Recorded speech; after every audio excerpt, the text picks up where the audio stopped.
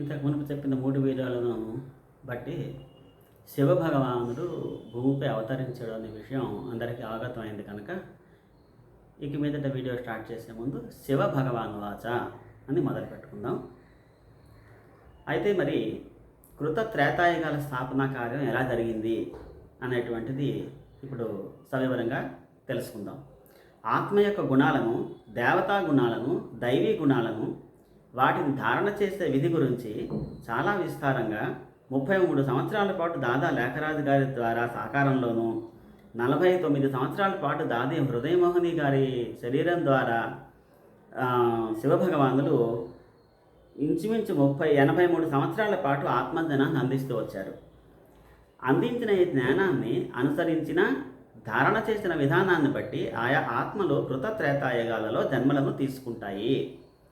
జ్ఞాన యోగాలను అనుసరించి అదేవిధంగా శివపరమాత్మ చెప్పిన జ్ఞానాన్ని అనుసరించిన విధానాన్ని బట్టి ఆయా జన్మలలో పదవులు ఆధారపడి ఉంటాయి. అనగా రాజు మహారాజులుగా జన్మలు వస్తాయా, షావుకారులుగా జన్మలు వస్తాయా, ప్రజలుగా జన్మలు వస్తాయా, దాసీలుగా జన్మలు వస్తాయా అనేది నిర్ణయించబడుతుంది. కృత యుగము లేదా సత్యయుగములో 9 లక్షలతో మొదలయ్యి 2 కోట్ల వరకు జనాభా వృద్ధి జరుగుతుంది. కృతయుగ స్థాపన లేదా సత్యయుగ స్థాపన 9 లక్షల మందితో స్టార్ట్ అవుతుంది అనేది భగవానులు స్పష్టంగా తెలియజేశారు. త్రేతాయుగములో 2 కోట్ల నుండి 33 కోట్ల వరకు జనాభా వృద్ధి జరుగుతుంది. ఈ 33 కోట్ల జనాభా ఈ సమయంలోనే భగవంతునితో తయారు చేయబడతారు. ఈ 2 యుగాలను కలిపే స్వర్గము అని, పావన ప్రపంచము అని పిలుస్తారు. భగవానులు అవతరణ జరిగిన 1936 సంవత్సరం తర్వాతి కాలాన్ని సంగమ యుగము అంటారు. దీని కాలపరిమితి 100 సంవత్సరాలు ఇంచుమించుగా.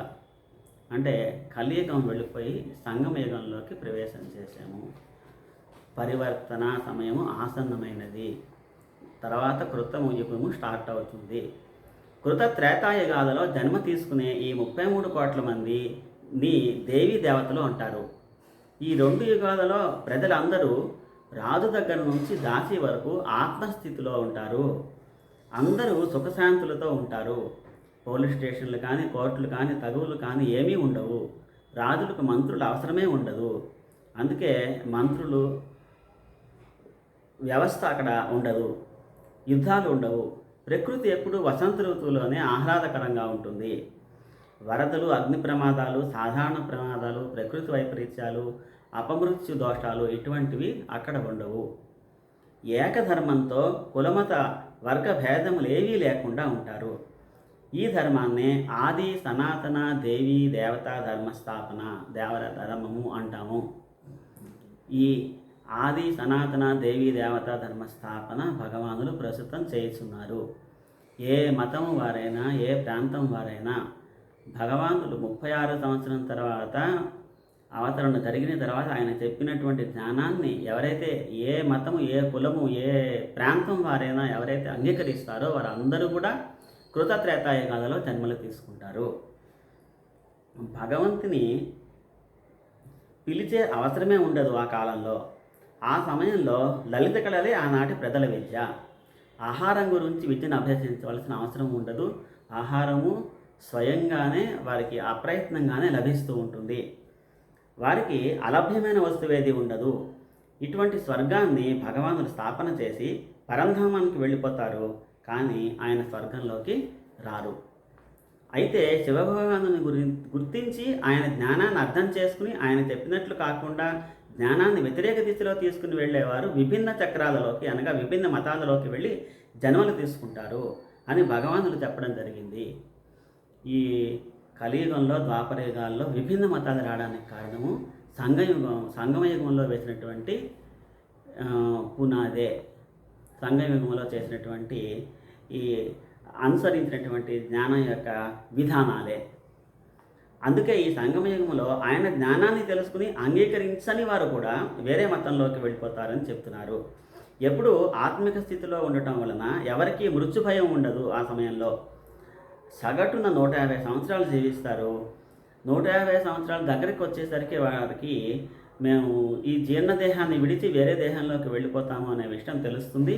ఏ దేహంలో తిరిగి జన్మ తీసుకుంటారనేది కూడా వాళ్ళకి సాక్షాత్కారం జరుగుతుంది. సంతోషంగా ఈ జీర్ణ దేహాన్ని విడిచి నూతన దేహాన్ని వాళ్ళు ధరిస్తారు. బంధుమిత్రులు, కుటుంబ సభ్యులు ఎవరు కూడా అక్కడ దుఃఖించే పనే ఉండదు, అక్కడ దుఃఖం అనేదే ఉండదు.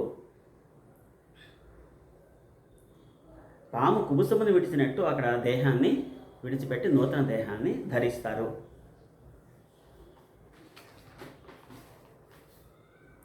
స్వర్గంలో భవనాలు బంగారు ఇటుకలతో నిర్మిస్తారు. రత్నరాసులు, బంగారము అక్కడ విరివిగా లభ్యమవుతుంది. అన్ని స్థాయిల వాళ్ళకి విరివిగా లభ్యమవుతుంది. విశాల భవంతులు నిర్మించుకుంటారు. ఆ యుగంలో జంతువులు కూడా ఎంతో సతోప్రధానంగా ఉంటాయి, ఎవరిని హింస చేయవు. ఫలాలు ఎంతో పెద్దవిగా, ఎంతో మధురంగా ఉంటాయి. పుష్పాలు చాలా పెద్దవిగా, సుగంధాలను దూర ప్రాంతాల వరకు చేరవేసేవిగా ఉంటాయి. నదీ తీరాలలోనే జనావాసాలు ఏర్పరచుకుంటారు. ఇటువంటి ప్రపంచాన్ని భగవానుడు స్థాపన చేస్తారు, ప్రస్తుతం చేస్తున్నారు. మరి భగవంతుని గుర్తించని ప్రస్తుతం విభిన్న మతాలలో ఉన్న ఆత్మలు ద్వాపరయుగం వరకు పరంధామంలో ఒకే మతానికి చెందిన ఆత్మలన్నీ ఒకే దగ్గర గుంపుగా శాంతిగా నిస్సంకల్ప స్థితిలో విశ్వంలో గ్రహాలు ఎలా అయితే వేలాడుతూ ఉన్నాయో అదే రీతిలో ఆత్మలన్నీ విభిన్న మతాలకు చెందిన వాళ్ళు, ఏ మతానికి చెందిన ఆత్మలు గుంపు అక్కడ వేలాడుతూ ఉంటుంది. చాలా ఆశ్చర్యకరమైనటువంటి అంశం ఇది. మొదటగా ఆయా మతాలకు చెందిన ధర్మపితలు ముందుగా క్రిందికి దిగుతారు. తర్వాత వారిని అనుసరించే ఆత్మలు క్రిందికి దిగుతాయి.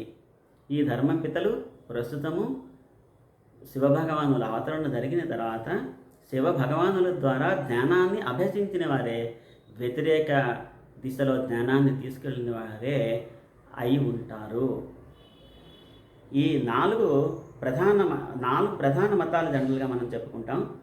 ఈ 4 మతాలు మనకి తెలిసినటువంటివే: హిందూ మతము, క్రైస్తవ మతము, బౌద్ధ మతము, ఇస్లాం మతము.